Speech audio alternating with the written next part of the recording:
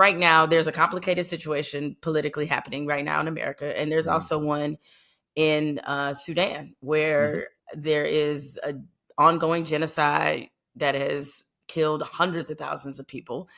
And it's not something that is even remotely in the radar of American consciousness. I don't think that's an exaggeration. So as someone who is Sudanese, and then seeing how Americans are blissfully unaware, how do you process that? When it comes to overall general American ignorance, right? Because Europeans always like to say Americans don't know anything that happens outside of America.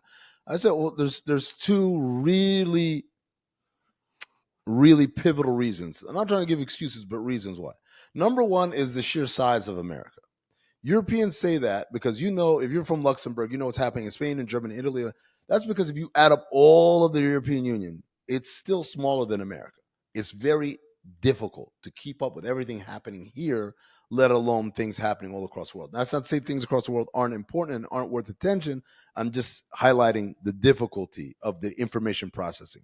Number two, and this is perhaps a lot more to blame now, is because of the way the media is run and things are depicted, and we're a country that exists on archetypes and talking points. And so even if you had the appetite and the ability to process information, your ability to find that information is infinitely more difficult because they are putting up all sorts of obstacles and roadblocks and things to distract you, so you don't get interested in some of these things.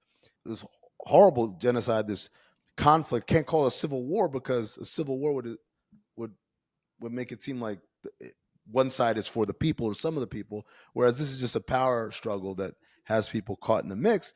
But the other part of that power struggle is it's a power struggle that is funded and operated by outside actors, right? In terms of equipment, in terms of training, in some cases, even in terms of personnel.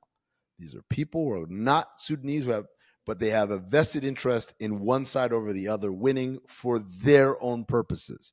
And that's the part that really overly complicates it, because it's not an easy North Vietnam versus South Vietnam type of thing where you can say, you know, oh, these people want this kind of government and these people don't.